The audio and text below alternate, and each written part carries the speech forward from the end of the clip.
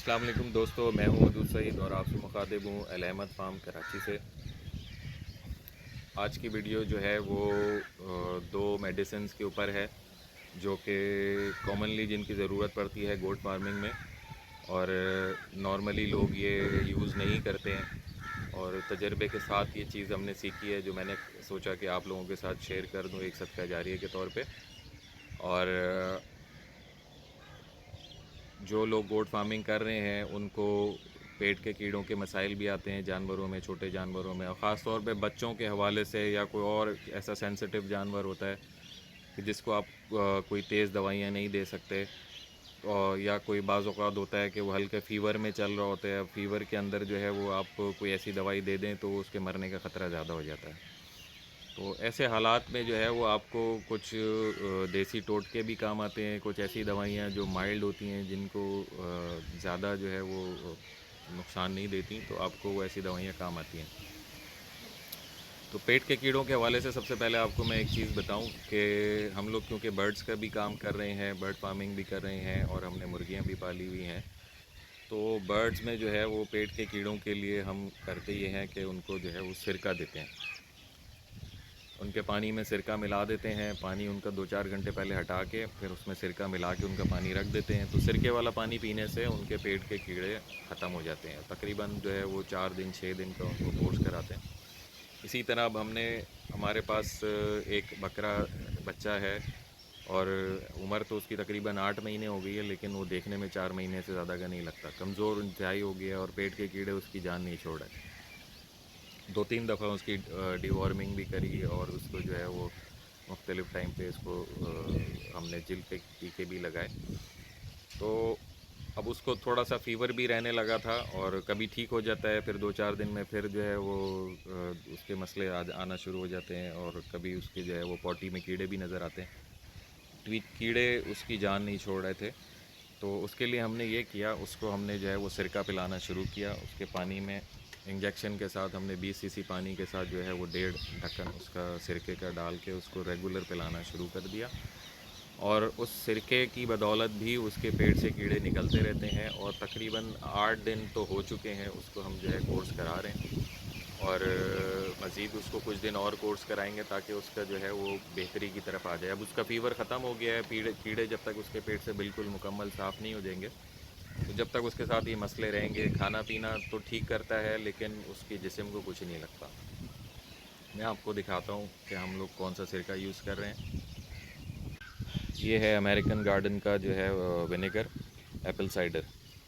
तो ये नॉर्मली मिल जाता है दुकानों पे, आप किसी भी जनरल स्टोर पे मिल जाता है। ये नहीं मिले तो किसी और अच्छी कंपनी का आप जो है वो सेब का सिरका ले लें, और इसको जो है वो 2 ढक्कन, और 1 ढक्कन, आप 1 से 2 ढक्कन, 3 ढक्कन, जैसी उसका वज़न हो उस हिसाब से पानी में डाल के आप इसको पिलाएं, और रेगुलर पिलाएं। इसको तकरीबन हफ़्ते 10 दिन पिलाएं तो उसके पेट के कीड़ों से जो है वो निजात मिल जाएगी आपको।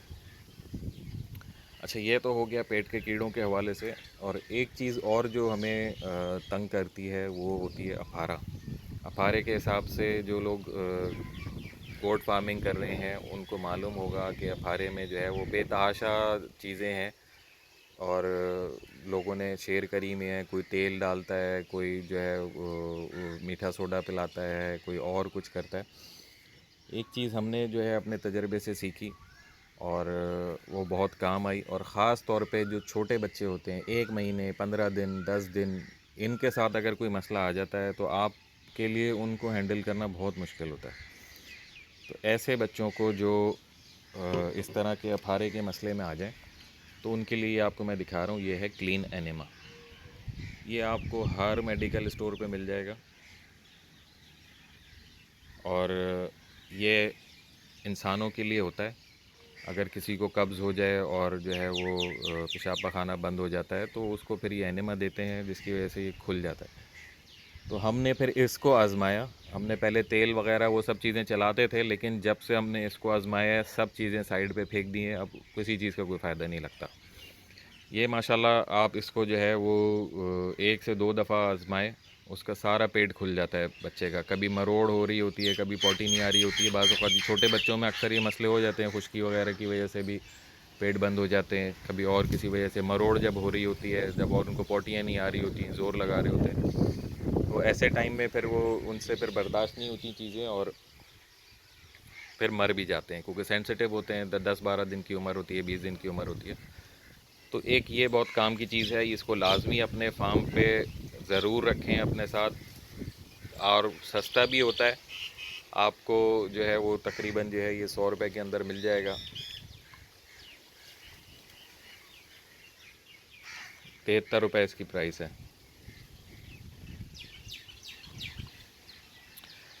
तो कोई महंगा भी नहीं है और काम की चीज़ है, इसको लाजमी रखें अपने पास।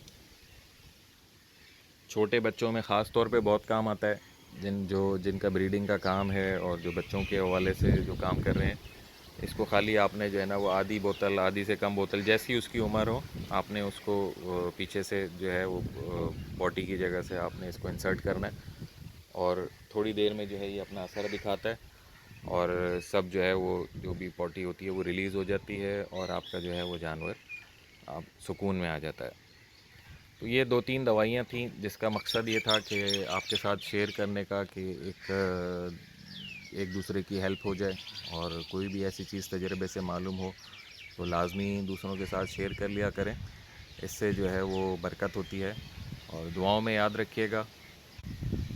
अच्छा, एक चीज़ और बताना रह गई थी दवाइयों के हवाले से, और ख़ास तौर पे बच्चों में, क्योंकि बच्चे जो है वो फार्म का सरमाया होते हैं और थोड़ा सेंसिटिव जो है वो सेक्टर है।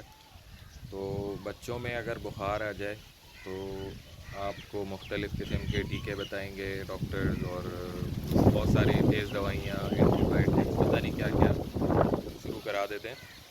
तो सबसे पहले जो अगर बुखार हो, मतलब आप चेक करते रहें बच्चों को। नॉर्मली जो है वो इतनी आसानी से पता नहीं चल रहा होता। आपको कभी भी कोई सुस्त नज़र आए, कोई दीवार की तरफ मुंह खड़ा हुआ नज़र आए, तो उसको आप टेम्परेचर से चेक करें। अगर उसको बुखार है तो सबसे पहले आप उसको पैनाडोल दें। मैं चूँकि मेरा जो है वो ज़्यादा यकीन इंसानी दवाइयों के ऊपर है, और जो जानवरों की दवाइयाँ हैं वो अक्सर जो है वो उनकी स्ट्रेंथ ठीक नहीं होती। इसमें 2 नंबर दवाइयाँ आती हैं, इसमें जाली बहुत आती हैं, उसमें जो है वो एक ही कंपनी की कभी आप जो है ना असर कर रही होती है, अगली दफ़ा लेकर आते हैं तो उसका असर ख़त्म हो चुका होता है।